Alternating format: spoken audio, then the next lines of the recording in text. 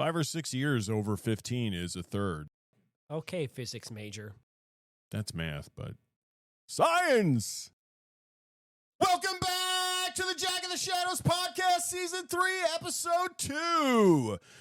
I'm Eric DC, and as always, I'm joined by my favorite duck and dive, Adam and Dave. Say hello, Adam. Ooh. Dave's gonna take a dive. I'm giving him all this money so he can take a dive. I thought I was going to duck, goose. That makes Adam You don't duck. got a choice. Dang it. He's like the Dave. duck boat. I'm a And dive. David No. dive. You're gonna I'm take like a the mob is dive. coming in, and I'm going to like take the few hits in the boxing Dive ring her and throw down. it out. Yeah. I'm giving It's you a Van 50 Halen grand. cover album. Oh. Together, we That are was the not a VC great album. Boys. It It was was not a not. great Or you And for could- this episode, we're you're moving like on Bruce to Willis. the first 6 chapters of Crossroads of Twilight. Crossroads of Twilight? Not Crossroads at Twilight. Wait. The other Can we VC talk boy. about what the title of this book means? Crossroads of Twilight? What is that? It's a crossroads of Twilight. It's when 2 Twilights come together It's a crossing and meet for the first time on a Of- glorious summer's day. of Edward. No, it's not And- though. They are Twilight. Is, Well, I guess No, is Twilight the a crossroad? crosswords are Is a just crossroad of of Twilight. Twilight. yeah, I think the better title for this is Crossroads at Twilight. Yes, I agree. We will need to keep our eyes out and ears out and minds sharp for what exactly the Crossroads of How Twilight does are. a Twilight crossroad? A lot of shadows, a lot of trees. Right, yes. Right. It's So a is lot it- of moving is it- shadows. It's like a dusk. A lot of pot and Shadow fame. play. Yeah. We'll Oh, start no. our I don't podcast want a in lot of earnest that. with our view from Dragonmount, where we perform a quick or not so quick chapter summary before moving on to our favorite moments of these chapters and what shook Maybe your not- Willow. We'll maybe then not go quick, but into our maybe a little character quirky. conversation with Quickish? Taken to the Mat, where we Quirkish? discuss this book's heroic rapscallion, and then Luca Valon's secret agent man, where we dig into who this circus ringleader is. We'll then move on to Of Wolf and Man before wrapping up with our Coplin of the week and who leveled up. So let's press the up button and climb up to the penthouse for our view from Dragonmount. Chapter 1, Time to Be Gone with the Dice Glyph. A mile from Ibudar, Egianin and Noel survey the bay 6 days after a battle between the Shanchan and the Sea Folk using the One Power. The battle was precipitated by Matt's successful release of the Sea Folk Windfinders from the Shanchan Damane kennels. He recalls their escape and the Sea Folk battle that covered it, and then they head up to the Great North Road. Yeah, okay. Okay. Yeah. Okay. This is very confusing for me. What's confusing? The time period of when it was happening. Oh, for sure. Because that's what he does. Oh, right. Yes, because we start before the flashback, obviously. Yeah. And all of that stuff has already happened, and they're outside of Ibudar. And when last we saw them, they were not. They were walking in the rain or trolloping along in the rain, waiting to escape, and now they're outside, and that's how the book begins. You know what they didn't do? And so- They and didn't so- blame it on the rain. Right, they did not. And so the reader is But, like, yeah. wait a minute. But this happened. I What was we're used to scratching my this with head. Jordan. Or they didn't wait till after Yeah. the rain. I'm full of it, Adam. I'm just going to keep. Oh, these you're full of it, all sor- right. I was quite confused at the beginning of this. Yeah, I think we all were. I when it happened, I was so confused. I still had to go back and be like, I feel like what? What's I had to go back happening? to the last section of the last book and reread, Yeah. and then be like, oh, I've learned to wait. Anytime I'm confused, I assume that at some point he'll catch me back up. And he does. He's like Sting. He's learned to wait. that doesn't necessarily mean you're going to know what he was catching you back up to. You'll still be like, huh? When the flashback ends, Matt wonders why there have been no alarms signaling Tuon's disappearance, but Egianin explains that the Blood would want to keep their escape or her disappearance quiet, which takes us to Chapter 2, 2 Captains with the Shred-Eat Glyph.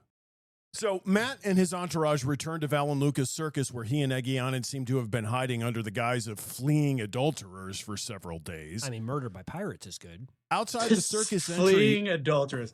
Don't worry about us. Well, we just, It's a made It's a some trope. choices. It's a literary Made trope. some questionable. choices.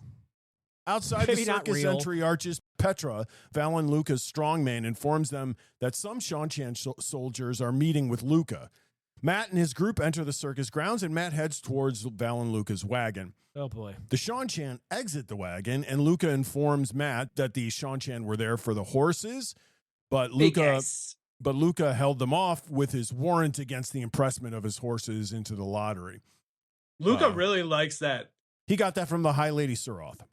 Suroth. Aware that the location is becoming increasingly dangerous, Matt agrees to their departure as soon as Tom returns from the mission on which Matt sent him.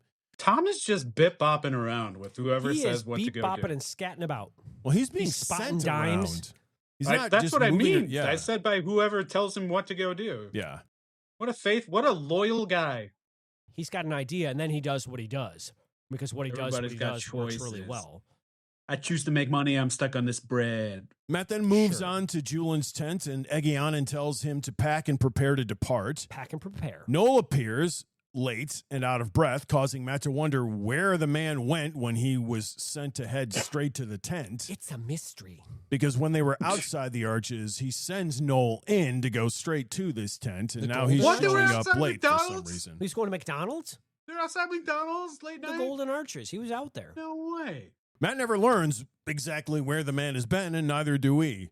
Mm. And then the dice begin to roll in Matt's head as the chapter ends. Secret. Which takes us to Chapter 3, A Fan of Colors, with the Adam glyph. The chapter begins with the camp bustling with the effort of preparing to depart and the dice still rolling in Matt's head. And amidst this activity, he decides to visit Tuon. You know, because he wants some jocularity and good old laughs with Tuon. So he enters. Said no one ever. he enters the windowless wagon that Tuon's been shoved away More into. alliteration. And she argues with him over the cover story that they've made to explain their imprisonment. Matt's let it be known that Tuon and Selucia are servants found stealing, so they can't be released because they might betray Matt to, the town crier. The local One might police even say force. those salacious, saucy servants found stealing. Jacques! I don't know what that was. That's a town crier. But that You was would see him. amazing. He Oh, sees that was a them and town crier? Yeah. Not hear ye, hear ye. Oh They my just gosh. run through the town I don't going, even know what you just said. No, yeah, he was standing up at the top. Wee Willie Just Winky saying, is shouting that out. You. at the top of what? A Precipice lamppost? of the building. I don't know. A tree. I don't think you know what a town crier does. It's Wee Willie do. Winky, They I'm say- telling you. They say it's 12 o'clock. He runs from the upstairs and the downstairs. That's the all town the way. watch. Tuon takes exception to being labeled a servant and a thief. Well, Understandably. And Matt explains to her that they can't change her She's cover hoi story at this polloi. point, but that he intends to ship her back to Shanchan as soon as he can. ship her back to Sean. As a Eric's servant. all over the map with this. I love it. He then asks her how old she is. Dave, can you sing us Make Me a Servant? I could, but women would cry. Microphones would I might melt, cry. Uh, You're And Tuon becomes Tuon becomes furious.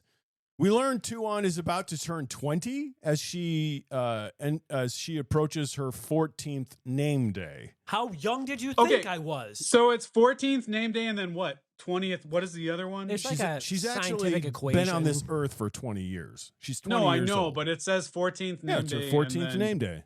20th something else day. No, there's no name for it. She I never. disagree. Okay. Okay. She gives him her actual age, but she provides it to him, under duress. They don't talk about it. Following his question, Tuon asks Matt where his raven ring is. Raven ring. Right. Impressive with And the she alliteration. follows this up by asking Dave is Matt if he blown can away. recall Oh, I love Arthur Hawkwing's face.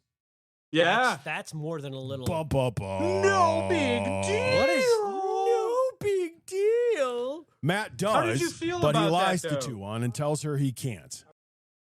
Tuon then goes on to follow up this question by stating that since Matt has promised to return her to Ibu Dar, she will promise him that she will not try to escape, betray him, or create dissension amongst his followers. Does anyone believe that?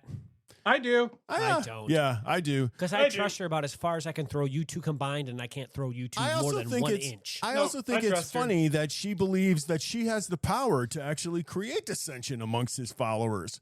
And who might these followers be? She thinks she's the greatest thing since sliced bread. She does so have a lot of faith in her abilities. She has a tad bit of an ego.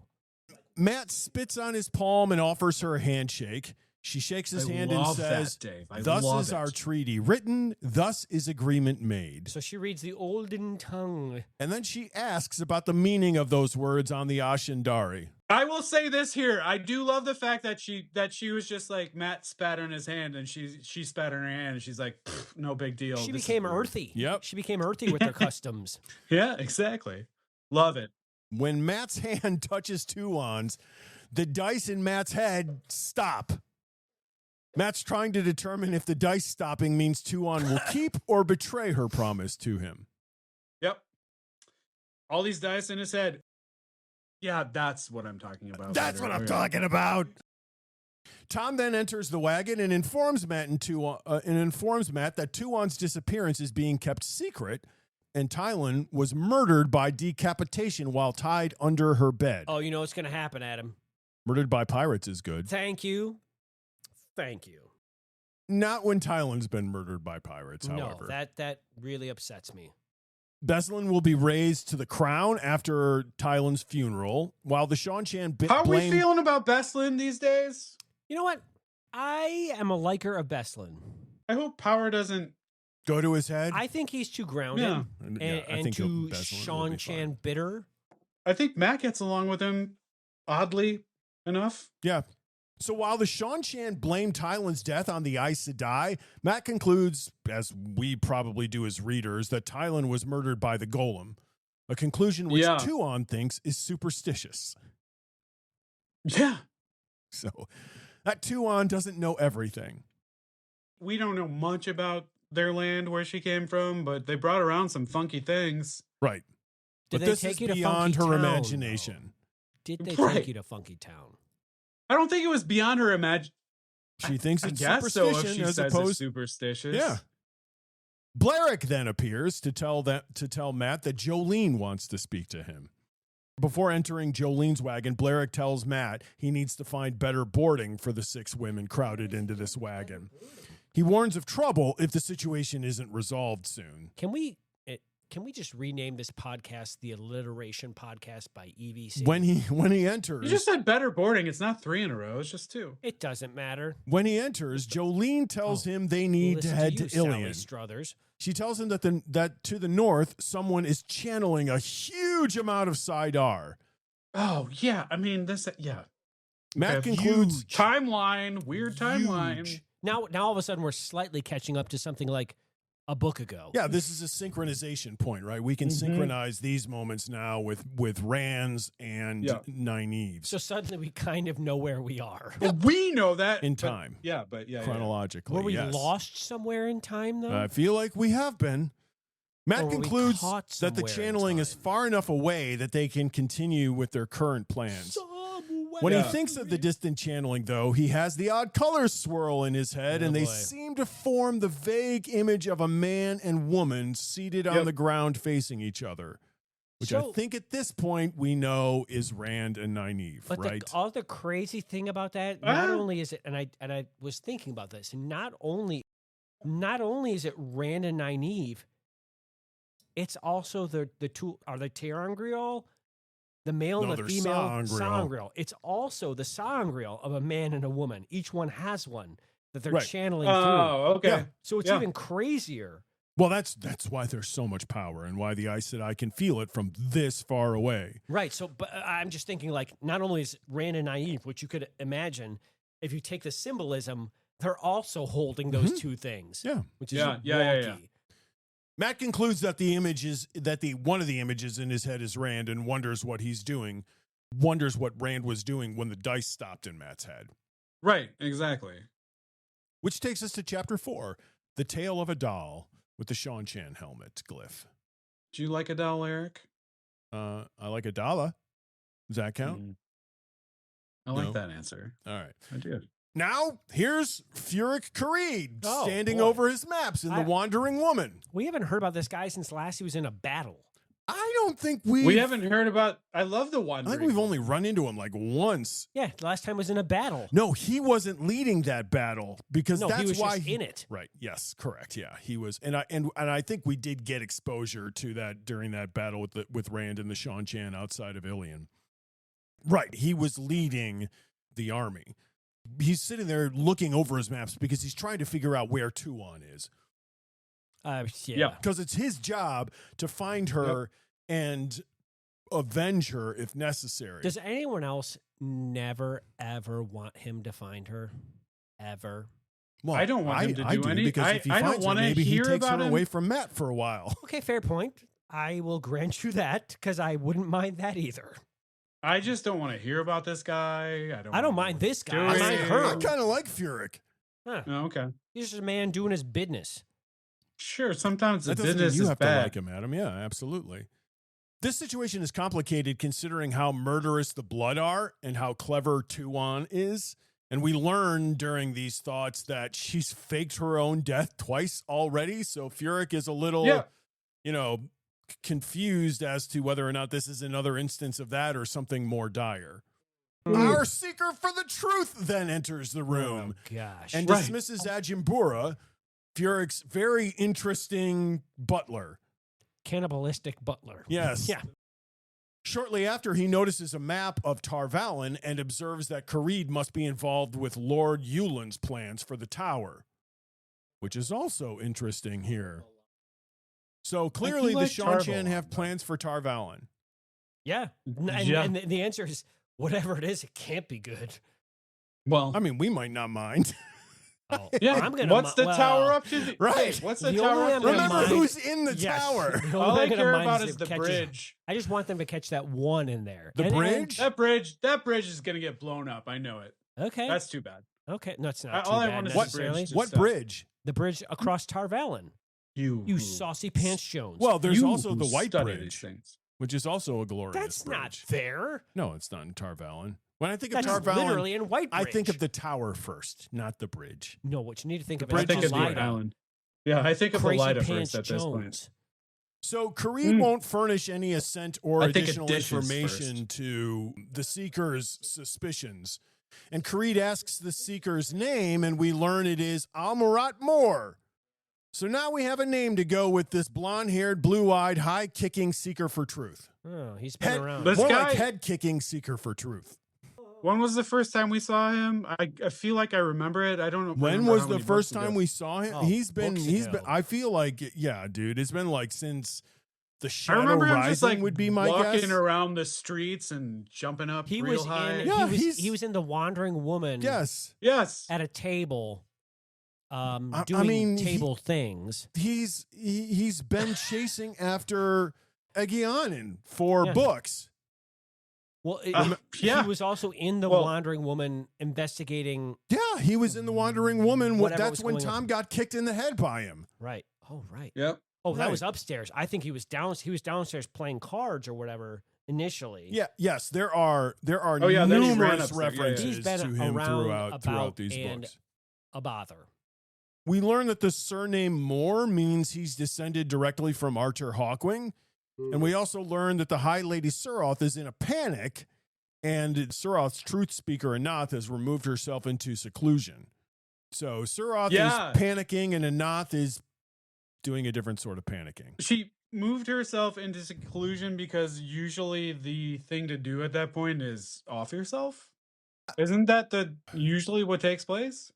So typically, yes.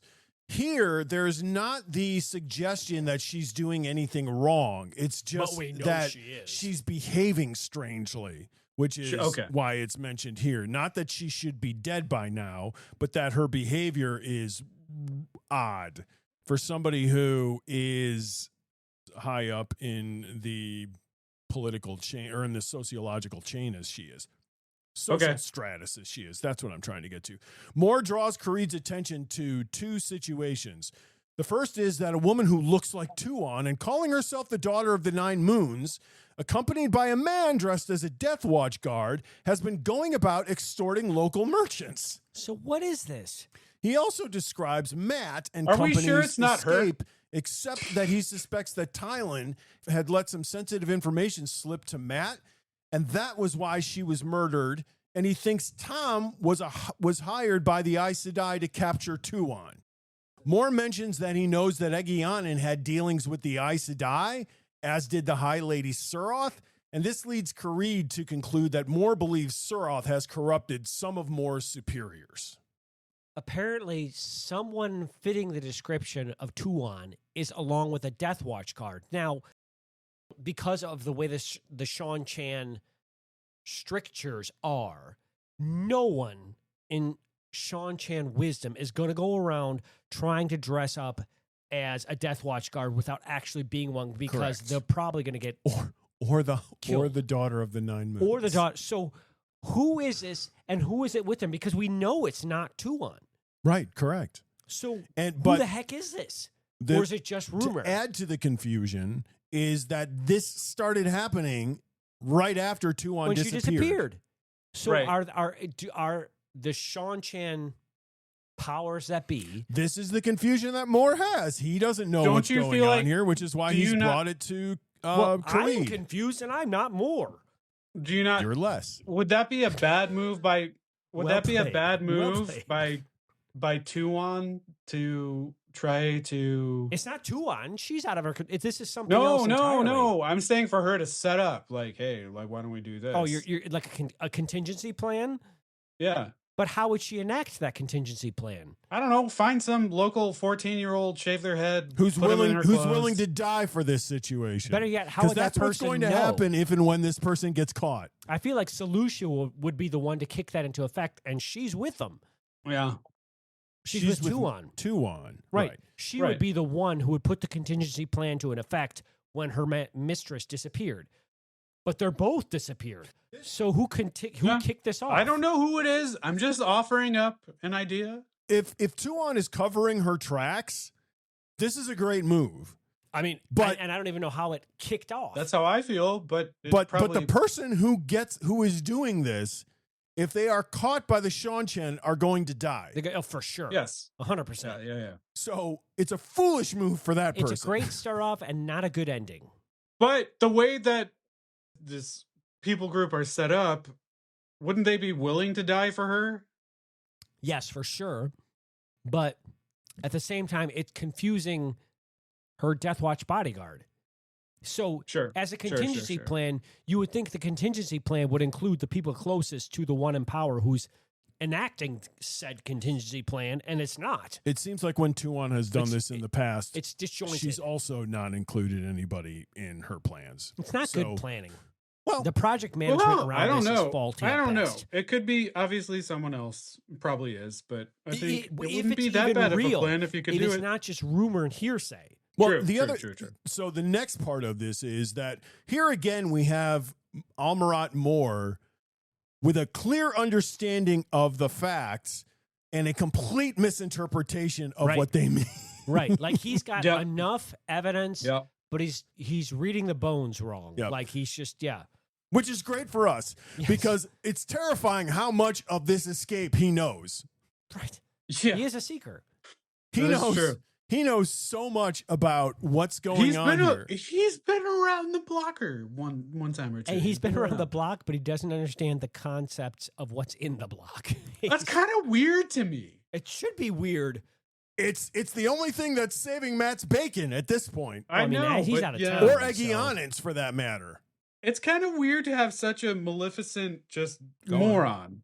Well, to be fair to Moore, we have more facts than he does. So of course, the way Yeah, that he yeah, yeah, interprets these seems stupid to Yeah, us. yeah. Do we? We don't know who these other people are that all this No. nonsense is going on with. But what we're talking about, his misinterpretation has nothing to do with Tuon and the fake Tuon and the Death Watch guard. It's Matt's Fair. escape, Right. which we Fair. know Yeah, all yeah. about, and he only knows certain We learned all facts. about this in this book when we got confused and we're like, what timeline are we Right. in?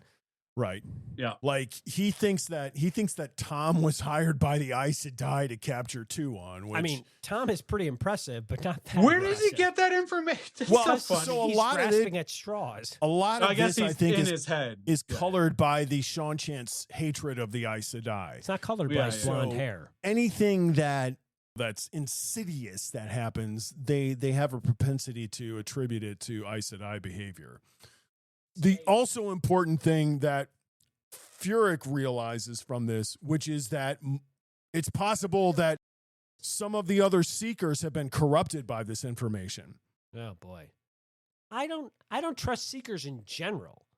No. Outside of the Death Watch Guard, they're supposed to be one of the most trusted groups in Seanchan. Right. And how much does any of us trust the groups in Seanchan at all? Given the strictures of their society, I think we trust them extremely because it's if you screw up even to the smallest amount, you die. Yeah, but this dude's There's a no drunk. forgiveness. This dude's a drunk and he's doing this. So Yeah, but it's not him that we're worried about. It's it's the higher ups that may I'm be worried corrupted. about him.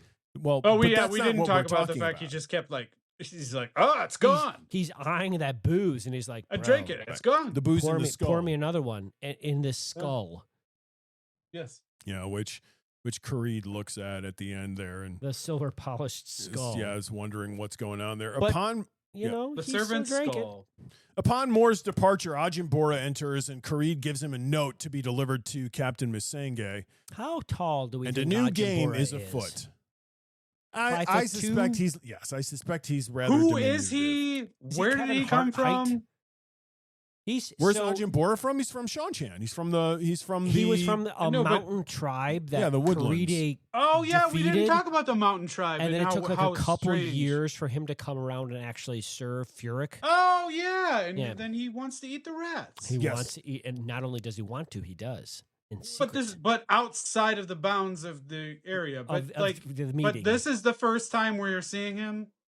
Yeah, Yes, I okay. feel like he was in another chapter before. I don't think so.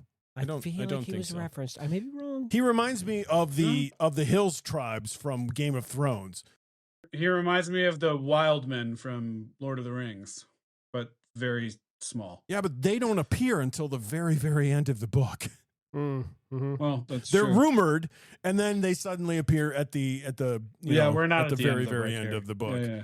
Whereas the Hill tribes in Game of Thrones appear in the very second book, second book, I think. Anyway, immaterial. The next day, Kharid leads a small army of the Death Watch Guard and Damane in search of Tuon. Chapter 5, the forging of a hammer with the wolf glyph. So Perrin wakes from a dream where, as a wolf, he smelled something he hated even more than Myrddraal and meant certain death to him as a wolf. Okay. It's been 22 days since Fail was kidnapped. What do you think that is? Well, we have a wolf and man I guess section, we get right? there. Yeah. I guess we get there. And we do get there. Perrin searches in his mind for quite a distance to find some wolves and asks them about the scent from his dream, and they shut him out in fear. Wait, did you say it's been 5 days since you? Adam's favorite band. Oh, it's no one's favorite band. After an Eric initial loves that band. That's an exaggeration.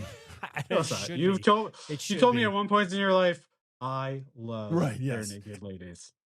After an initial misstep, Perrin has found and followed the trail of Shido, whose numbers have grown since he started following them. Shido.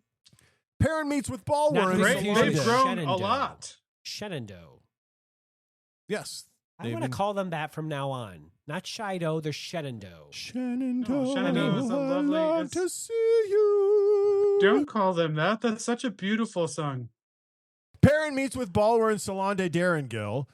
Darengil tells him that Massima has sent Nice. a messenger That was a back to mouthful. Amadisha. That was a mouthful. That despite their speed, Massima seems to have found time to send out raiding parties. So let me just say something right now. Hate him. In this podcast, this is going to be very difficult for me to pick a Coplin because I've got so many people I dislike.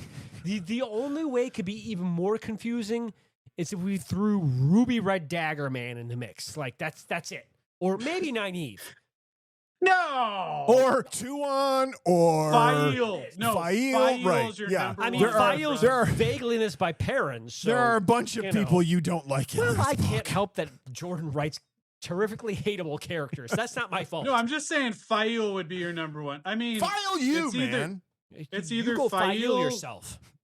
it's either Fail or it's what's her face at the head of the tower right now. Oh, Yeah, Good right. point. There's another one. Good point. She's only in this by proxy. Yeah. No, I'm saying those would be those you hate. I've got a lot of people I don't like. I can't help that. Got a list. Finally, she tells him that Masuri and Inura have been visiting Masama in secret. Okay. I don't like this. This is a big deal. It is a big deal. Yeah. There's Yeah. plots Like- and intrigue and plots. I know they're not supposed to be best friends or anything like that, but I mean, they're They supposed said to they be they loyal. Said he needed to be put down like a rabid dog. I got lost. Who's not supposed to be best friends? Masama and the Aes Sedai. Oh, right. Well, you wouldn't think Masama and the Shanshan would be best friends either, but there seems to be something going on there as well that we'll get to. After dismissing Salande, walking through camp and asking the recently arrived Aram to hang back, Balwer suggests that Masama may be sending messages to the White Cloaks as well. Perrin offers that he could be sending messages to the Shanshan, but Balwer is less receptive to this idea given each group's view of the Aes Sedai.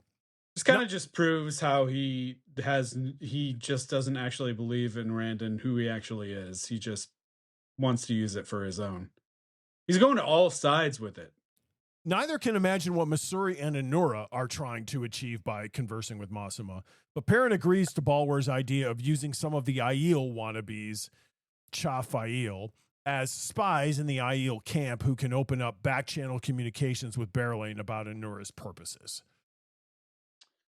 Because remember, Inura is Berelain's counselor. Asking to be dismissed to start his little Aiel spy ring, Balwer exits. And the chapter closes with Aram expressing distrust for Balwer and Chafail. Perrin tells him that a person must trust someone at some point. Gotta do it. Like I trust my wonderful wife, Perrin says. Chapter 6, The Scent of a Dream with the Wheel of Time glyph. Perrin and Aram have continued on northeast into the forest that surrounds the camp.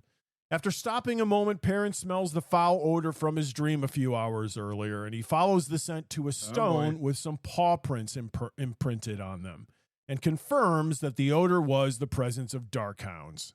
There you go. We've seen it before. Perrin's seen it before. Perrin's seen it before and smelled it before, and the wolves have smelled it for centuries. Yep. And this time it seems even richer. Perrin sends Aram back to warn the wise ones, Aes Sedai and Ashaman, of the presence of the Darkhounds. He tracks the Darkhounds and realizes they've circled his encampment before heading off after their prey. As he's about to head away, he's approached by Berelain. She reveals to him that she's been using her thief catcher Gendar and Santis to spy on Masama. They should. Everybody's spying on Masama. Maybe shiv him with a shank. Oh, That's see, what I got my confused. alliteration Okay. in there. That's what I confused. Okay, go ahead. Santis has found a warrant from the High Lady Suroth granting Masama protection from interference locked in Masama's desk. Gendar and Santis have disappeared after their last visit to Masama's camp, however, and so she and Perrin assume that Masama now knows about the documents being, in her and Perrin's hands. Yeah. Inura has offered to destroy the document for Berelain, granting her deniability of its whereabouts, but Perrin's not sure the Aes Sedai should be given the warrant. He then reveals to Berelain that what Balwer has told him about Inura and Masuri's secret visits to Masama. She seems pretty upset and tells him that she will get to the bottom of what Inura is up to. Is this warrant so hard to burn?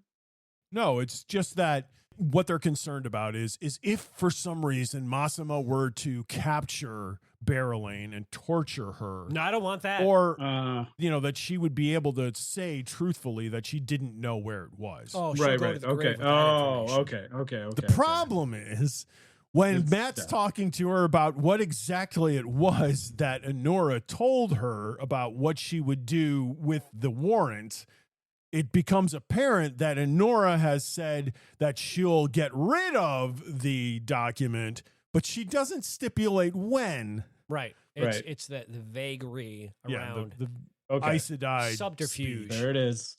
Berelain then japes that Aram has been talking about Darkhounds. Berelain deserves to know. And Perrin shows her the paw prints in the stone to end the chapter. She needs to know. Another She needs to know. So Adam, what shook your willow?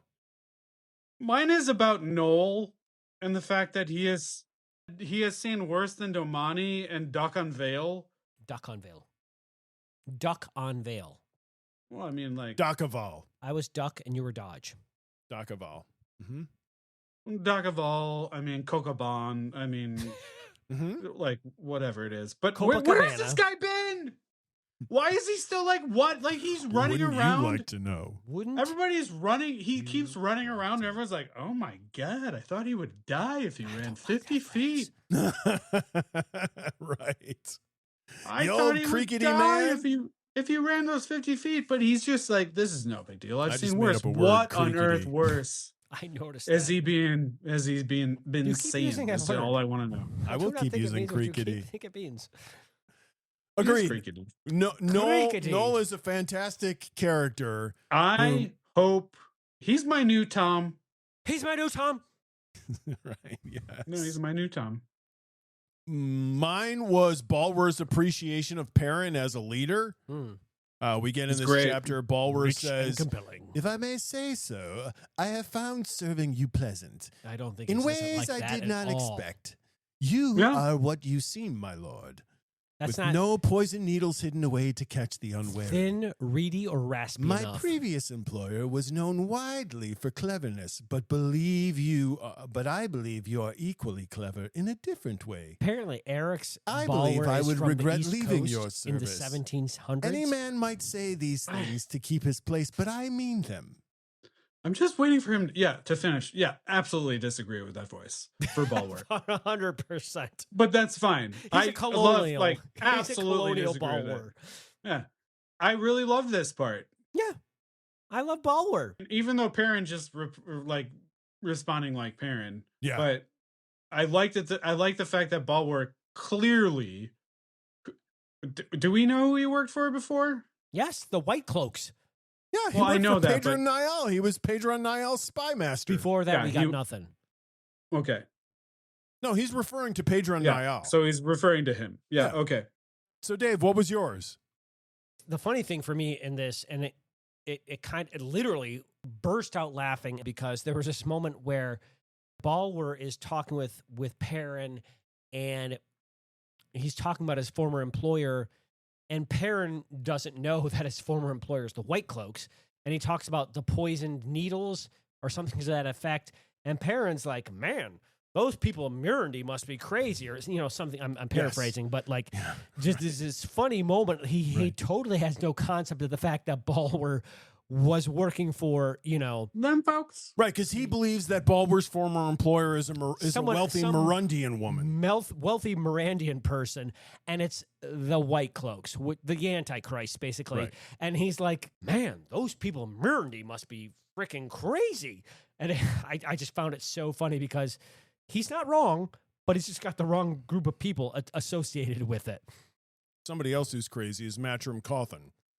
So let's do a little take into the mat. No, it's not Matt that's crazy. I'm not crazy. You're the one who's crazy.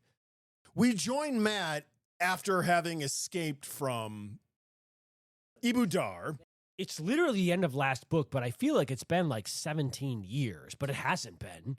No, it's been the end of last book, but it starts with him outside, and it's another one of these odd Jordan moments where you're like, something happened here. It's relatively significant. Yep. And And it starts in the book, and you're like, "Where did I are we?" miss something? Right, 100%. 100%. Absolutely. At this point, though, for me, it's happened often enough that I'm just like, okay, You're like, I'm going to keep reading. This is the Jordan thing. And eventually I will catch back up. And fortunately for us in this particular instance, we don't go very long before we get to the flashback. Yeah. No, yeah, agreed. Yeah, that is fortunate because it was a wild ride Yeah. at the beginning. It's a crazy night. It was Toad's wild ride. So when last we Indeed. saw them, Matt had to completely change his plans. I think at the time we thought that he wasn't going to be pursuing the menagerie or the circus. We didn't even know they were there. No. Well, no, we did. No. Remember, one of Matt's I don't remember. backup plans was to use Valon Luca. Remember, there were like 3 different versions of this plan because different problems kept arising, and one of his plans was to use Valon Luca's menagerie. But because of the way the night unfolded, it seemed like they were just going to leave town and figure it out. And it was pouring rain. Yes. They were out in the middle of the pouring rain, risking, if somebody saw them, wondering, what are these people? Well, not only what is that, this huge group of people doing out he in the set pouring the rain? Windfinders free. They were going to go create catastrophe. Bestlin's out doing his thing. There were all sorts of moving chess pieces going on. I don't remember the Valon Luca thing, but that's not to say that it didn't happen. There were so many parts and pieces. I don't remember that one. Yep. There are a lot of gears. Yeah. And all of that stuff happens. The Windfinders create chaos. Ships are destroyed.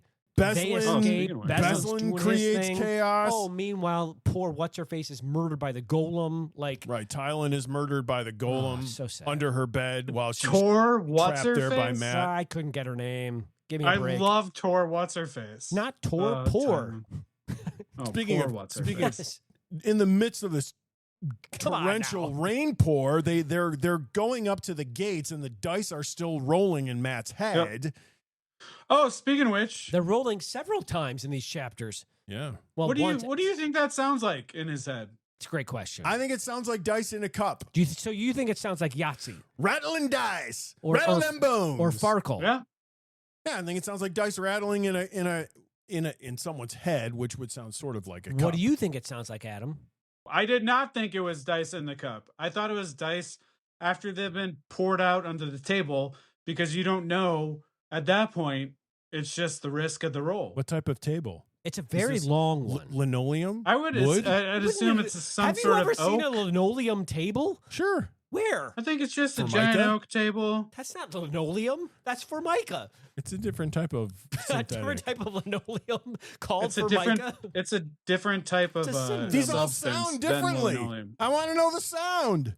No, my the sound is just sound. an oak table. They It goes weren't to even putting dem it. They bones, cut How it thick is down. the and oak? They tried How to How thick thick is the giant oak on this oak saws. table? The oak of the oak They table. use giant saws to cut it into. Is I don't it know. a deep rattle or is it a 4 inches. or is it a very high pitched No, rattle? it's just a roll on the table. yes. Yes. The dice sound Eric different wants to depending know on the the thickness of the specifics. wood and the type of wood on the table, Adam. I told You you keep exactly trying to what the He wood simplify wants this. to know if it's linoleum. That's not linoleum. No, I'm trying it's to not get covered into in your anything. I told head. you what the wood was. It's this.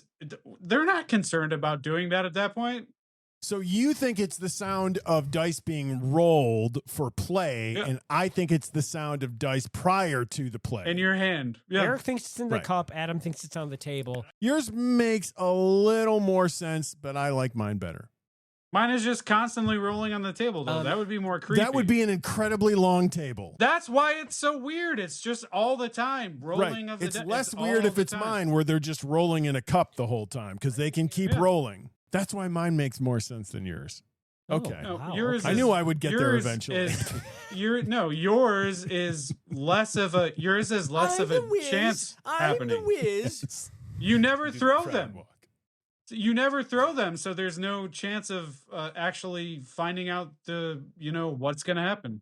The dice do get thrown, but they don't get thrown until That's right before two different they stop. noises. Then I'm just Sometimes saying. it's not a noise. That's two different True. noises. That is Sometimes true. the noise is You the are dice right. in the air before they land on the table. You can't. So That's my conjecture. I love that idea. The dice are in the air and they haven't landed It's, yet. it's in the air. yes. Oh, that's the best It's answer. a Dave. very long That's the oak best. or linoleum table, according to Eric, that no one has ever owned in a linoleum table that I've ever heard of. Eric is wrong. We already talked about the fact that he went to Tuon, and I don't really understand why he went there to talk to her. But at the end of it, Because he went to talk to Tuon, because he knows who she is and who she is to him I know. Talk I to know. her where? I know. in the wagon. Yeah. Oh, okay. The Thank you. wagon. Yes, yes. That's why he goes to talk to her. I mean, and also there's the suggestion he's been avoiding her, so he hasn't seen her Right. in a while. Is there any Which place is- in the world worse for any human, especially Matt, to go into than that stupid wagon? Well, he's being responsible. I don't know. I he's- don't care if he's being responsible. He's I going do- into I do a cat care fight because- happening. We complained about Rand, I don't know how long ago, It was about the books fact ago. that he never went out to visit the people in the ships that were out there. sailing around. The sea folk. Yeah, the sea folk. He just never went around to He do it. So avoided I it think for a it is. very long I time. think it is brave of Matt to just be like, all Yeah. right, I understand this. Do you think it's I brave? don't or want just to do like, it. I'm just gonna, yeah. I don't want to do it. But anyhow, so he goes in there at the end of there when he's talking to Tuon. She asks him if he remembers Hawkwing's face. That comes out of nowhere. Matt's just like chatting along, grinning and like being charming. Yeah. And then she throws that at him. Do you remember Otter Hawkwing's face? He goes in there. It's a hornet's nest. There are so many, like we're talking about earlier, so many moving parts and pieces to this. You've got the Aes Sedai, you've got the ex-Suldam, all this stuff. Like they're wanting to discipline like the Aes Sedai, which I think is fantastic because we feel like they need a bit of a smackdown. There's all these moving parts and pieces, and then insert Tab A into Sloppy, a.k.a. Matt, coming into all this.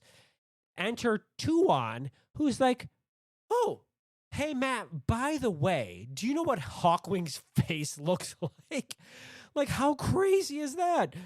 She seemed surprised by it, though. She does seem surprised, and is it his Tavernier, which probably it is? So remember, this is at their conversation is concluding. It's Yes, obvious exactly. that their conversation is over, and then she throws this out. That crazy conversation that's happened before that point, which is a whole lot of madness between all these parties. The whole experience inside that frickin' caravan tent experience. It's got to be a tiny place. It's not large, and there's a lot of people with very varying opinions, very varying. See, Yeah, there's the alliteration on my I point. don't know. Luca probably has a big old. Well, big old Luca's going to come caravan. in with his big old butt later, but Well, that's Matt a has different had matter. to shell out a lot of money for everybody for these. I believe it's 3 different wagons, maybe 4 different wagons. He hasn't that they're in. gambled in a while. Where is he coming He's up with all got- this money? Yeah, I mean, he's always coming up with money. He's good with coin. It's true. he's lucky. Can you imagine the Matt Yeah. that we knew back in, the village with Rand, thinking how much money he has now? No, he's. I like that he's it's been brought up a couple all times. It also of- gets brought of- up again. Of all of our protagonists, he is by far the wealthiest. Oh, what? Our no, major protagonist. Rand is by far. Rand has coffers of nations coming in. While I agree, Rand has access to more money than he does. None of it is actually his. Right, Matt think- has earned. I his also most. feel like Rand has absolutely zero access to his emotional feelings, and Matt actually does. So Well, he's way yes. richer. Matt is emotionally avoidant unless it comes to Tuon. I mean, Matt in No. some ways is a child emotionally. yes, but that's yes, where I'm going with this. Yes, But yes, absolutely. No, At least Rand's he's has in just touch. been absolutely overcome. Yeah, Well, no. because Rand has 2 He has people a- inside his body. Rand is- Yeah, he Rand has a has placed parasite. himself on He the has a spectrum. parasite. So they have the conversation, and she brings this up, and Matt lies because wouldn't you? This is a very odd question. Does anybody? Oh, he's got it asked before. I mean, not that question, but he's no. gotten What is asked the before. question posed to us all? She. He's gotten asked before, like when he's just blurting out in the old times. Yes, after he said And- something very odd, or Yeah, and he's like, demonstrated "Meh." some strategic knowledge that a boy of his years shouldn't know. Hmm. Yes, yeah, there are you are people been correct. like, This is actually a thought inside of his head. Yeah, yeah. that's wild. I think she has a superpower somehow that we don't know about. Her superpower is being annoying. So if you remember when we first met disagree. Tuon, she was looking out over the bow of the ship that she was arriving to the Ibudar shores on, and there Yeah. seemed to be the suggestion that she or Anath could read signs. Oh, Anath is the Yes. sign reader. And- Oh, right. and Yeah, yeah. interpret signs. And what I gathered from that initially was that she does have either Anath or she herself has some ability to see into the future. And Ah. it seems like she has some understanding of her future. And what I gathered from this moment was that that she feels like someone in her future, somebody significant in her future, is supposed to have seen Arthur Hawkwing's face. Yeah, that's called Matt. Well, right. And that's why she asks this question. But why is does because she know that? Again, because I think that she has some sort of inkling about her own personal future, and this is tied to it. This is something she knows about her future. What I suspect is that she has some sort of a knowledge, like Matt does. She also has some sort of knowledge of her future, and she's sussing out things. And I think that part of the reason why she's been fascinated with Matt is because she has wondered who he is, and I think that she's aware that he might be significant to her. I think people who are Ta'veren are connected to the one power. That's just my opinion. I don't think you can be a Ta'veren without being a greater part of the wheel, without being connected to, maybe not the way that an Aes Sedai can channel or that the men can channel. But I think it's, like you said earlier, it's all part of the wheel. It's all part of spun into the same sort of thing. But that's just my opinion. Don't you think that Min is well, she's not Ta'veren. No. Okay. No. I would imagine that Tuon is more than Min. Maybe not. Maybe sure. she's like a Min in a different fashion. Or maybe she's getting fed this by Selucia or whatever her name is. What else do you have on Matt, Adam? I'm concerned about him. In what fashion? I mean, I am too, but I want to know what your concerns are. I just don't want him to get stuck in another relationship like Perrin is, that it's just going to be really boring to hear them talk to one another. I think we're already there. I don't think that Matt and Tuon will be boring. I think it will be anything but boring. I don't have as much of a problem with Tuon as Dave does. I have an absolute problem with a man who's a warlord, with the history that he has of thousands of years of conquered, going with this crazy girl. That's exactly what she's doing. But he's a warlord. Exactly what she's doing. Matt has already proven that he knows battle, and he's been in it, and he's been successful. That's what's significant about Matt. Is that something to come up, that there's going to be a Matt warlord version of himself that's bad? If you go with Tuon, it can't be good. She's not good. No, I mean in his past history that we don't know about yet. Yeah, Matt's been on. Remember, Matt battled Archer Hawkwing. So depending on what you think about Hawkwing, Matt was a bad guy in one of his many past lives. Yeah. But I will tell you, the Seanchan, in no way, shape, or form, from what we've seen to this point, are ever the good guy.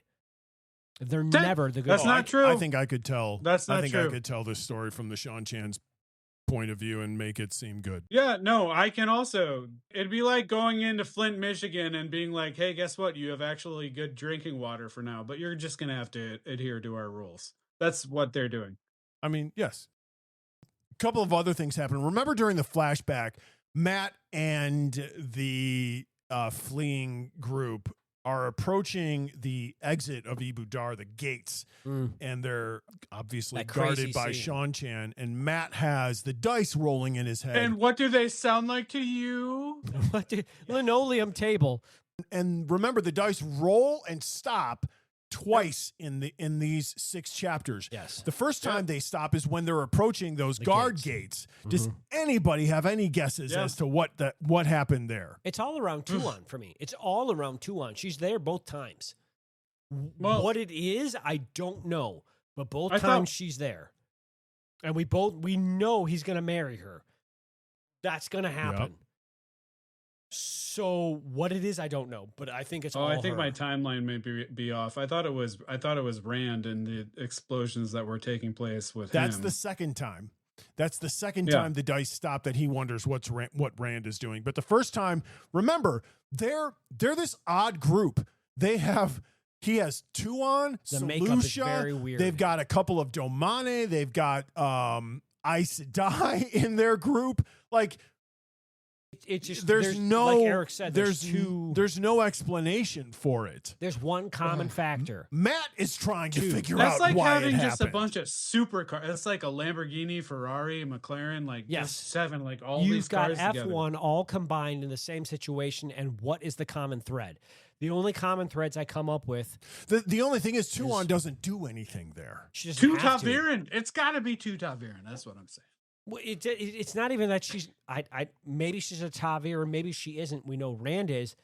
It's even if she. We know Matt, this Matt Ta'veren, which is Matt. We know she is integral to whatever happens going forward. Sure, it's Yes. just Like odd it or not. that it would happen There's twice no- involving her when we already know she's significant. So that Well, it's Yeah, like there's- how, yeah. redundant. how significant is she? Maybe more than we know.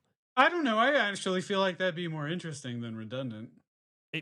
It's you take redundancy and you say it happens twice in 6 chapters. If it happens twice in 6 chapters for the same reason, that looks like that's beyond redundancy. Reader, That's I would I'm be like, nailing home a point. okay, sure, that is absolutely possible. The other possibility is that they don't get through that gate for some reason, But they did. and something happens that allows them to get through that gate. What would that And- something Yeah. be? I don't know. This is the other possibility that I'm offering. I don't know. Matt doesn't know. That's true. I don't recall anything specifically that happens during that moment or that Matt notices when the dice stop. And we haven't talked about this yet. This is, I think, is a critically sad and critically important moment of Tylan being murdered by the golem. Oh Tyler. my gosh. Tylan dying is so sad, and it It's so affects it affects strange Matt that in it's a so sad. catastrophic way, and it makes Tuon jealous. In as much as Matt has ever felt emotional towards a woman that we know, he was very attached to her. This Yeah. woman It's didn't her- deserve it's her this, and the Matt, firework Matt's going lady. to bear a burden Aludra. of guilt beyond an extraordinarily amount, even more than throwing the knife at the girl, the Aiel, or the girl Oh. that was trying to kill him and Rand. Like, this is a girl, Yeah, he yeah. was a woman he was in a relationship with. He left her tied up and the golem kills her. Yeah. Like, He's I don't know partially how one responsible processes for her that. death. Right. Yes. Partially. He had to know that was a goodbye. Oh, there's no question about that. It was a goodbye, but not it that wasn't. goodbye. Yeah, it but wasn't not a murder. Goodbye, Not a good murder. riddance. Goodbye, your head's ripped off. Like, I mean, Yeah, but I mean, it Pink just ribbons seems like are now such pink a bad. ribbons It with just blood seems like on a, them. such a poor choice. there's a in difference hindsight. between bidding adieu to somebody that you care a lot about and then bidding adieu and finding out the next day that they're dead and their head was got no ripped off. head. Petey's got no head. And No, I as know much as that. Matt is aloof, That we've doesn't need seen knives. Ugh. he's susceptible to carrying trauma, burden, Oh, guilt, absolutely. This is Absolutely. Matt's This is redeeming why you're quality. named after him. Yeah. Is despite Yeah. the fact that he is a womanizer and a cad, he cares about people. It just was a little interesting when Matt was just like, "Oh my gosh, this Tuon, it's like this 14-year-old. She's just this tiny But not. 14-year-old." And he's like, "Well, you know what? That might be pretty good because I'm gonna be whatever betrothed to her, and I'm gonna have to like wait until I can actually marry Right, her." Right. in He's like, I don't have terms to of worry her about this for ages." years. Yeah, it's gonna be a while. He was hoping That her upon age hope would allow that he wouldn't have postponement. anything to do with her Right. until she turned. So 20. Right. her And then he objection, found out she was 20. He was like, "Oh my gosh!" her Right. objection to that. What are we making of that? Is Her she? Is she objection to she's like, I'm old enough. of course. So Well, I is it brought it up. obstination to I'm not as young, or is it I'm old enough for you to do with me what you will? No, it's this. You don't this think is an it's, you don't think it's incredibly- somewhere in between? This is an incredibly young-looking person who probably is aware of the fact of how young-looking they are, and is probably aware of the fact that everybody thinks she's a lot younger-looking than she is, and therefore treats her that way. No, and 100%. is sick of it. 100%. But at the same time, we know she is absolutely interested in Matt. She has made that known through Yeah. several different ways and shapes and Yeah, forms. and I suggested that just as Matt knows that he is going to be her wife and has said it out loud, Right. I also suspect she knows that she is also going to have a relationship with him. We've seen that. Like, she has been stalking him. Yeah, there's a in- difference in- between like being like attracted to somebody though and like knowing you're going to have a relationship. When I say relationship, I'm suggesting like something that Right. lasts for some But time. I don't think one typically stalks someone at every given opportunity they can.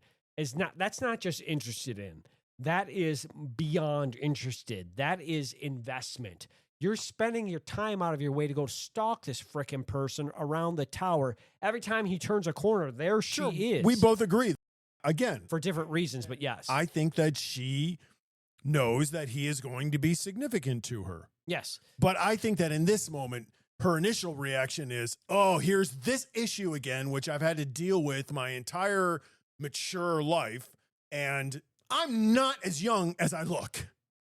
Agreed. But I think it's that +1. Sure. I think it's the roll of dice +1 of I'm not as young as you think, and because I'm not as young as you think, Sure. I'm gonna attract your interest. Yeah. She's also just super wise in general. She's wise, and I think also she's a person of integrity. And so when she Woof. tells Matt Define integrity. that It's she of won't, her word. I think it's of her word, what she's going to say she's going to do. Yes, It but seems like. her level of integrity No, to I me think- is I think she's a person of I think integrity. So I think I that think when she tells integrity can Matt be that a that she loose won't term, yeah. interfere with his plans, that she won't betray him to the Shan-Chan, I take her at her word. I think that she's being serious about that. yeah. I get that you would be suspicious of her, of course. I was saying I agree with that kind I of. think that agree with Eric. she, to me, is very much like the Aes Sedai.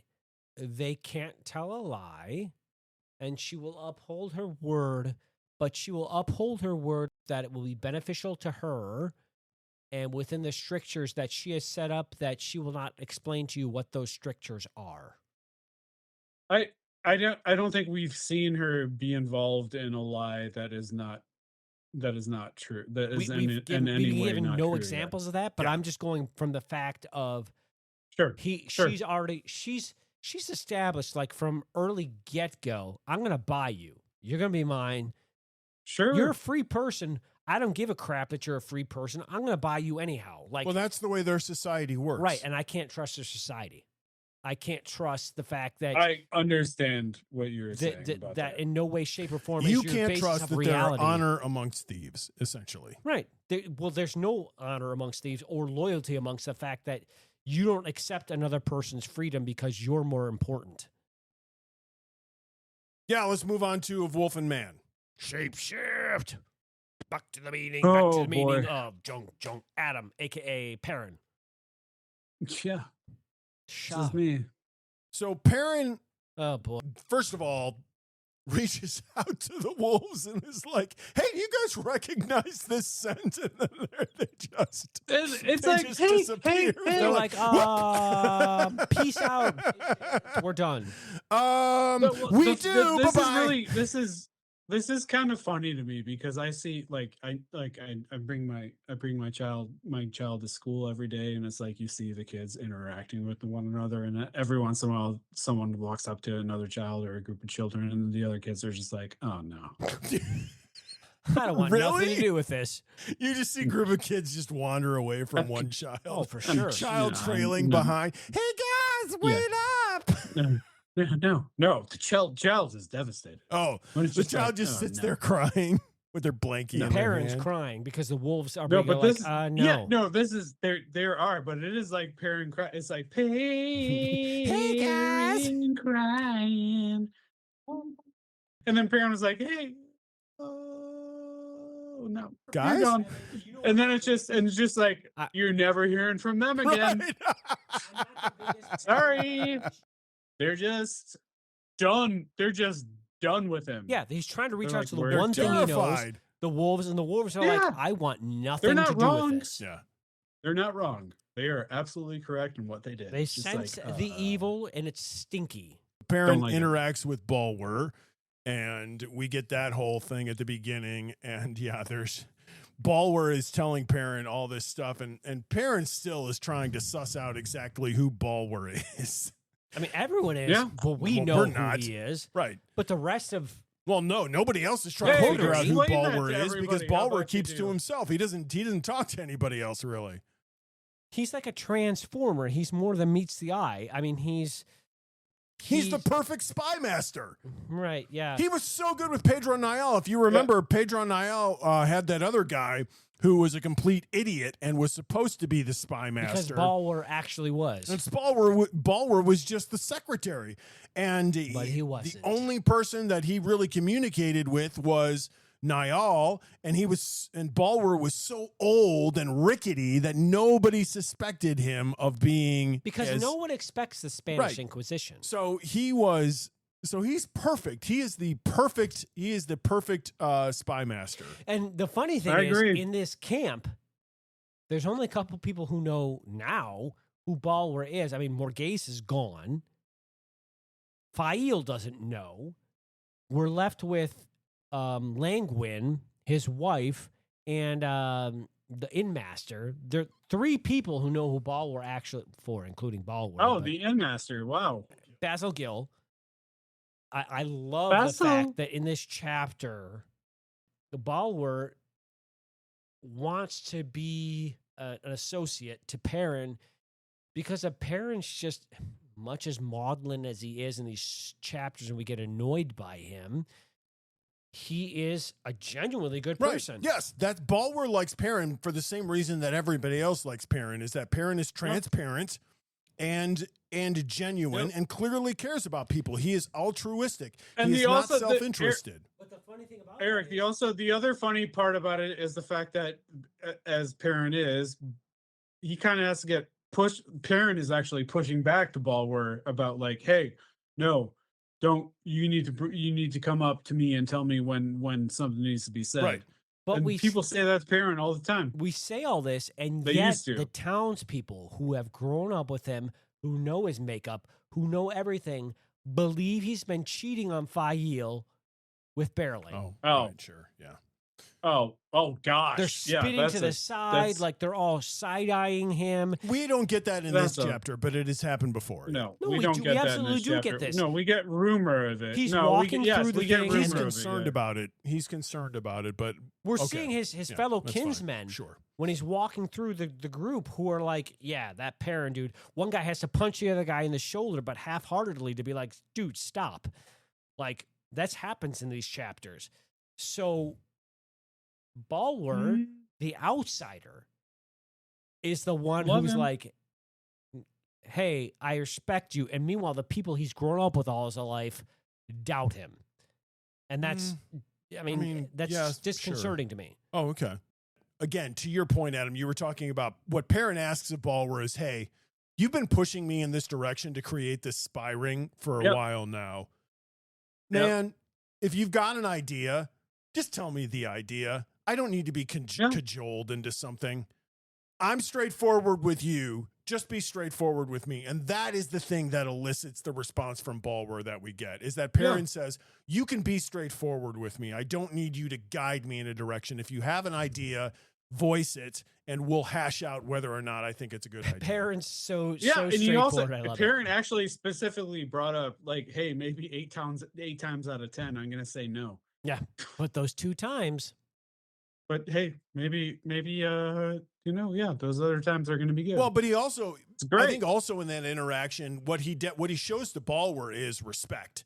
I respect your opinion, and so I want to hear it. Absolutely. And that's the thing I think that for Balwer is a turning point for him with his relationship with this man who I think he's developed a fondness for already. Yes. He recognizes. I hope it's great. I hope it's not like, yes, Lord, I'm going to take advantage of it. I don't think that. I think it's going to happen because I think Balwer, like I was saying, he genuinely respects Perrin. This is like it's a watershed moment between the relationship. It's an establishment of the compact between, not only the compact between employer and indentured servant or whatever we want to call it, but a respect amongst equals, because Balwer brings in a completely different skill set than Perrin has, and Perrin brings in a completely different skill set than Balwer has, and Balwer finally has an employer that he can trust and rely on that's not going to screw him over, and who respects the value that he brings in. Yeah. Well, and how much of a relief must that be? He's not going to kill you. Oh, great. Okay.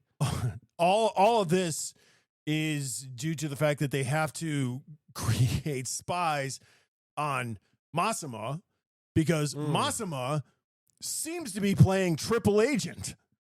Yeah, he's yeah. talking to the Aes Sedai on the side. He's talking to probably the Shan Chan and not the White Cloaks. He has this warrant, which I thought it was assumed he was talking to the White Cloaks. Well, no, but Balwer thinks that he's talking to the White Cloaks, and Perrin already has reason to suspect he has a relationship with the Seanchan, which then this warrant that Barrelane has confirms.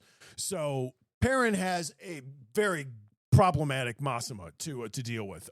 The guy was problematic to begin with, and now he is now he could be sending information to people who are going to waylay their progress to Rand, because remember, he's supposed to be bringing Massima to Rand, even though he's gone off on this wild hair search for his wife.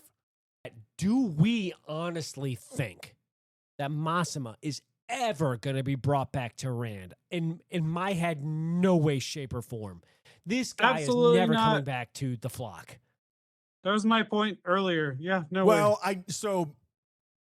I don't think he can be from a plot standpoint. I don't think he can be from a sanity standpoint. Well, he absolutely can be, but I mean, what would happen is Rand would see him and go, "Oh, I can't have this," and I'm bail firing. That's you not out him of being brought back existence. in. That's Rand nixing him out. I don't think those two I see as being part and parcel. Okay. So I agree with you. I don't think it can happen because I think it's the end of Massima, and Massima is an important element here because he's this other problem. I don't think he's going away anytime soon. No, yet, I don't either. Unfortunately, no, I don't either. He's an agent of chaos. Though I am fascinated with how he is going to complicate Perrin's search for Fail, because remember, that's what's going on here. Perrin is looking for Fail. We haven't really talked about it at all, but that's what's for good reason. That's what's going on. Is he's looking for Fail, and Massima's he abandoned his quest. Gone. Okay, man. I'll hang around for this. Well, Perrin suspects that he's willing to hang around for it because he's got other plans, and he probably does. Yeah, this is just, but like Massimo just keeps getting stronger and stronger. That is funny, though. I forgot about the fact that Perrin was actually sent to get him. Yeah. Perrin, this loyal, selfless friend, has abandoned his the quest that Rand sent him on. Yeah. Granted, he's understand going why to he find did. his wife, right? But I understand why he did. I don't. I mean, we have no reason to believe that he's told Rand, "Hey, by the way, I know you've got like this grand plan for this whole world, and you're supposed to save the world, and without you, this world dies. But my wife disappeared, and so I'm abandoning everything you told me to do to go look for They her." haven't talked for a while. No, he's just like, I'm tougher, and don't worry about it. It'll figure it itself out. And then the colors swirl in his head. Now he and Barrelane have to figure out Anora and what is going on there, and why and how Massima has this warrant from the Seanchan. Are we just assuming that he is actually in communication with the Seanchan, or is it possible that this warrant came into his possession through other means? I think he's playing all sides of the deck. Which doesn't make any sense for Massima's character, to be honest with you. It doesn't, but he's everything crazy. we've known about his character, it makes sense. Yeah, but what we know about his character is that he's obsessed with Rand and his idea of the light.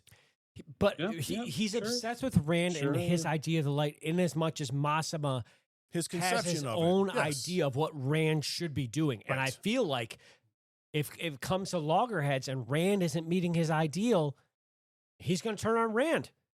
That's the insanity. Yes. Right. Agreed. Yeah. And Perrin can smell that a mile wide.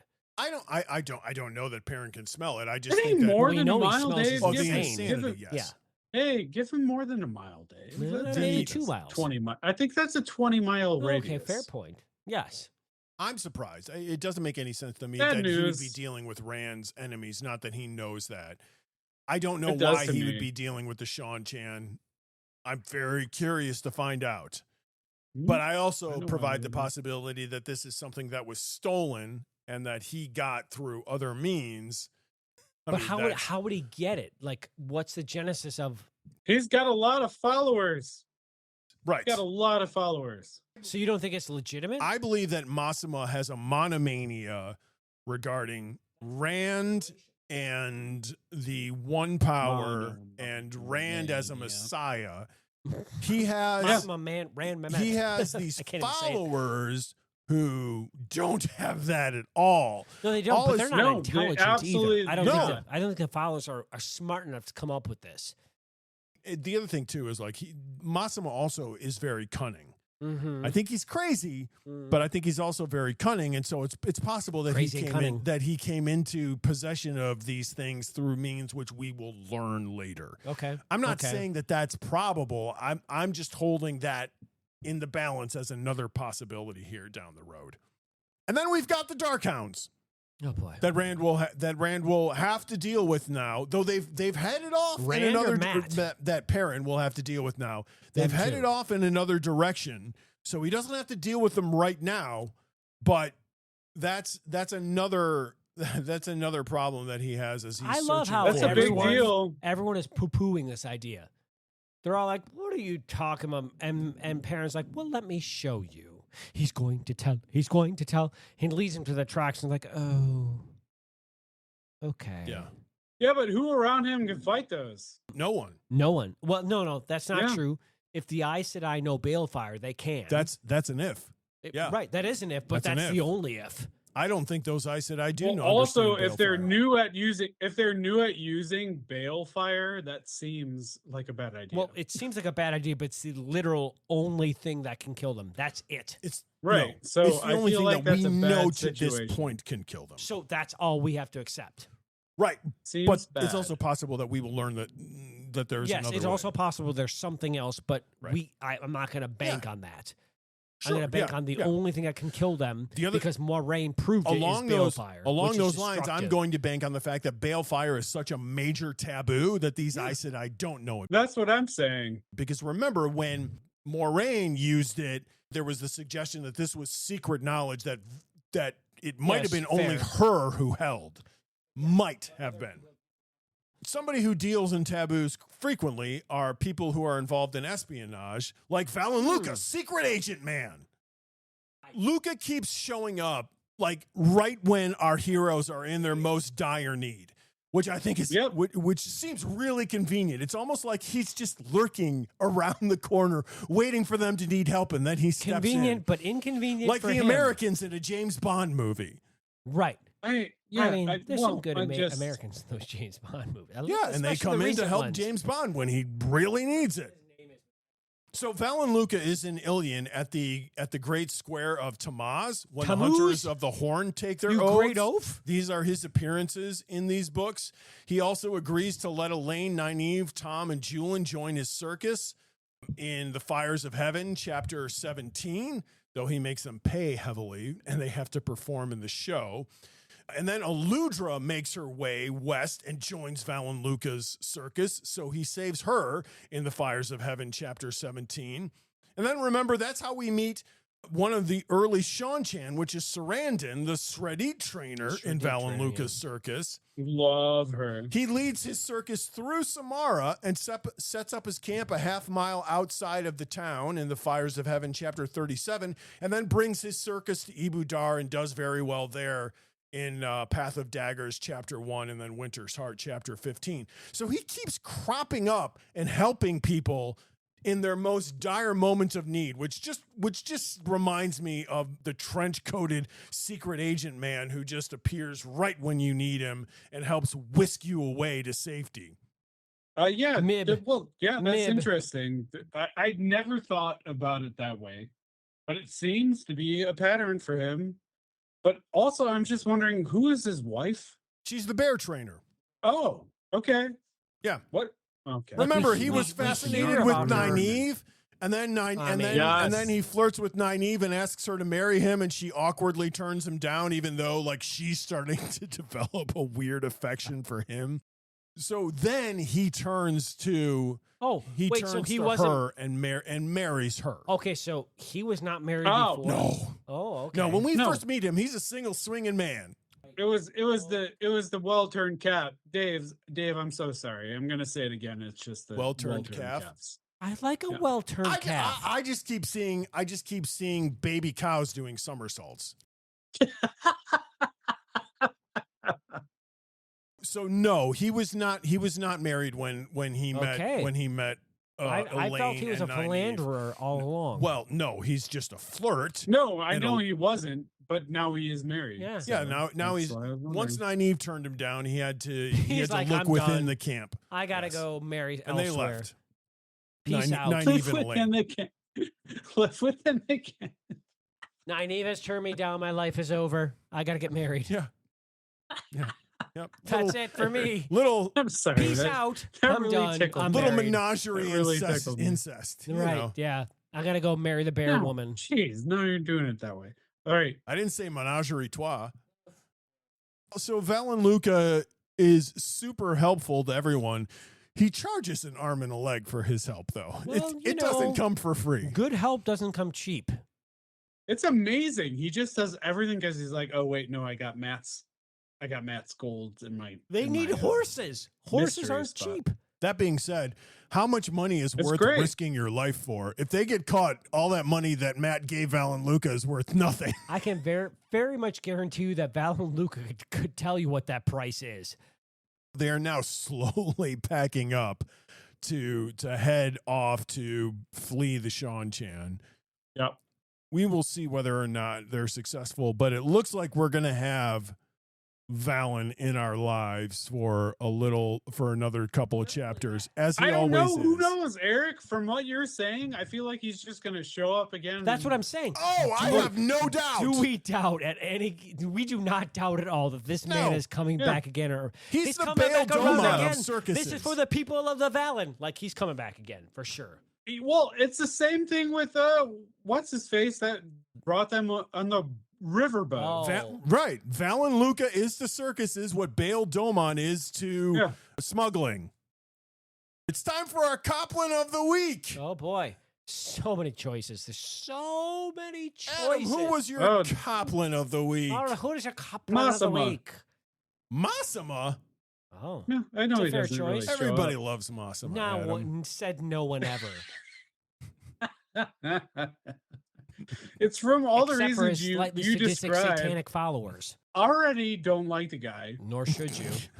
He's a true believer in something that he actually doesn't believe He's a in. true believer which in what is he honestly created a for true himself. believer. Well, I think that's a product of it- his insanity. Maybe. Yes. I feel like that's actually what the true believer terminology is about. Fanatic, but, yes. Yes. yes. And- Zealot. Well, now he's moving into the era. He's moving into duplicitous. We went from like passionate zealot to like possible liar. Not possible. I don't think it was a passionate zealot at all. It just seemed like he was following this guy because he understood that he was the most powerful thing at the time. And now he's just like putting his little talons out elsewhere. Remember, Massima didn't like Rand, and then he saw Rand I in know. the sky. Okay. Right. And then he was encamped with Rand, and Rand goes off and creates a huge earthquake with the one power, which they'd never seen used or experienced being used that close to them, because when they saw Rand off in the sky, he was quite a ways away. Rand in the sky keeps Yeah. on turning. And then at that point, something triggers in Massima. First of all, people start like looking at him like that Massima is a little weird all of a sudden. And he goes off and passionately pursues like John the Baptist goes off into the wilderness and pursues Rand and is out there telling people about the Dragon Reborn. But then the next time we run into him, it's moved from, hey, this guy is important and he's here and we need to be aware of it, to like he's got this group of rabble around him who are just a ragtag group.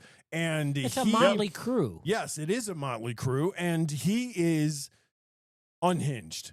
And, Yes, yeah. and he gets worse and worse as time goes on. And now he seems to be double dealing, which is super concerning. It's like Jurassic Park with the chaos theory. Like that is Massima. He's the butterfly. Yeah, Butterfly you wings. just never know what he's going to do. His followers are crazy, for lack of a better term. They're following his lead, but at the same time, he gives them enough leeway to create whatever level of chaos it is that they do. There's no accountability. his rules that he sets up are rules for me, not for thee. Like, it's this whole crazy sort of menagerie of madness that's perpetuating itself, and it's not going to get any better. No, something else that's not going to end well is whatever it is that Enora is doing, who is my Coplin of the week. Great job, Aes Sedai. You're supposed to be this great advisor to Barrelane, which she needs because she's this tiny, tiny little city-state surrounded by all of these nations, which could easily take her over. So she is constantly playing politics. And now her advisor seems to be going off and having dealings with this insane man behind her back, who she've already said Barrelane needs to be put down like a rabid dog. Yeah. And yet she's talking to him. She's burning a very significant bridge here. You would think the seems bridge like she should be burning is the bridge she's not burning. She should be, right. She should be sneaking in and assassinating Massimo, which wouldn't be a bit great Shank for him with a Perrin, shiv, but because he's not Perrin doing is that. supposed to bring him back to Rand. But still, I can't wait to figure out what is going on here. And Enora is helping them. So Enora, you're my Coplin of the week. So who is your Coplin of the week? Oh, it's two on. There's no question about it. Like I've said, there's only a couple of people thus far that can trump this. I mean, she's fascinating with this whole revelation of, I think she's pulled under the sway of Matt's Ta'veren nature with the whole Arthur Hawkwing thing. That's what you think is going on there. So you think that she thinks about Arthur Hawkwing because something happens with, okay. I think it's a sway of Matt, and it's triggering something in her. Sure. Which is probably there at a base level nature and brought out by Matt more because we know that's what Ta'veren do. She's so demeaning. She's so condescending. She is royalty. She isn't yet. Well, that's her choice. That's her choice in the way that the society works. Potato, doesn't matter. The rest of the world doesn't see her that way, doesn't recognize her but that it matters way. to her. She sees her. Right. She's aware of because this. she's a She megalomaniac. So the rest of the world doesn't give two craps about how she sees herself. They care about how they see her in conjunction to their world. That's one of the reasons why she's frustrated when people see her and go, "You're 12 years old." It's more the standpoint of my world viewpoint is far more important than yours because I'm from this other country that you don't care about. And that's what she's riding on. But Matt is in love with her already. We're already seeing he's making decisions. He's succumbing to the fact that he's going to get married to her. That's different. I completely agree with that. I don't know that he's in love with her, but he's long ago he might accepted not be in the love fact with her, of his fate. But he's revolving his future decisions around the fact that he is going to marry her because he knows that's what's going to happen. Yeah. Which is catastrophically dangerous for the rest of the world. For me, it's just nothing that she's done has been positive for anyone but herself. And Matt... Yeah, that seems the way Sean Chan society works. Agreed. And Matt has to marry this, which is so depressing to me. Who leveled up? I don't know what that means. For me, who leveled up was Baller. I loved the fact that because this guy's super smart. And he's been playing cat and mouse with Perrin. Perrin doesn't really know his backdrop, doesn't know his history. But Baller has that, let's call it coming to God moment, if you will, with Perrin, where he's kind of like, you're the best employer I've ever had. And he's had some people who, Perrin's very high-powered. Nowhere near like V12. the head. Right. Nowhere near the head of the White Cloaks. Like that's Pedro Niall. Yeah, it is multi-continental, if you will, or international. Thank you. Multi-continental. All that. Boop boop boop boop boop. Boop boop. Beep boop bop goulet. And that's probably not super easy for Balwer to do and or admit, but he gives credit where credit is due, even though Perrin is not doing anything to intentionally to draw that to him. But it's just the nature of the ta'veren nature, the nature of who Perrin is when he's not around Fael. I mean, Balwer has his own superpower, and he's willing to give that to somebody else. So for me, it was him for that reason. All right, and so for me, it was Perrin, because Perrin levels up in Balwer's mind. Yeah. So he levels up in mine. I'm sure The he'll be flip my side of the Coplin coin. as he starts to like do sure. stupid stuff in this pursuit of Fael. But for these 6 chapters, he finds out the Darkhounds, figures out what's going on there, tracks them. He's aware of what Massima is doing. He's going to get to the bottom of what's going on with the Aes Sedai and the Seanchan and Massima. Great. So nothing is going on within his sphere that he's not aware of. And despite the fact that his internal monologue continues to tell us that he underestimates himself, everybody around him is aware of the fact that while he may not be as quick to react and as savvy as Matt, he makes the right decisions, he communicates well, and he is open and honest with everybody, and therefore gains a tremendous amount of loyalty, which is so important in especially the precarious situation that he's in, because that's what he keeps doing, though. Yep. Yeah, he continues to coalition build. And so these 6 chapters are a massive leveling up. He's leveled up massively, I should say, for me in these 6 chapters. I don't like it, but I like it. Adam, who leveled up for you? Fairlane. Oh, okay. Yeah. I feel like we completely glossed over her meeting with Perrin, the sweet treats in the basket, like, don't talk to me. Yeah. It's weird how she's represented in this book as being overly sexualized, but it's amazing that she just over and over again proves herself to be very, very intelligent.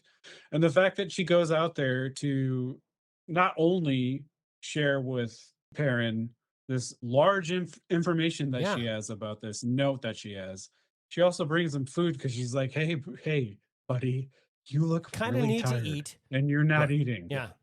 And also she's adept to knowing that, hey, it might be good to distract from those looking around, that it's good for him to be eating food, because it looks like he's eating food without actually being aware that he's actually reading a document that could be damning. I think that's his idea, by the way. I know, that's why I'm leveling her up. I think she's been kind of adored by her people as well. Her people absolutely, I do think, adore her, because she's not only a champion for them. She is a very good head of state. She does what she has to do, a sacrifice of herself to promote her people. I don't even think she has a thing for Perrin. I think she's just better head of state. That's like, hey, this is what I need to get I think she has a thing for Perrin, and she's a possibility. No. I think she has a thing. Yeah, I think she has a thing for understanding. It's possible that this is all politics, though. I do think she has a thing for Perrin. All right, we're 6 chapters into the Crossroads of Twilight now, so we've started the new book in earnest and the new season. Join us for episode 3 when we cover chapters 7 through 12. Until then, may you rest in the Creator's hand. May you know good hunting, young bull, and cheese to give you many cubs. To the end is Etovius again. Again.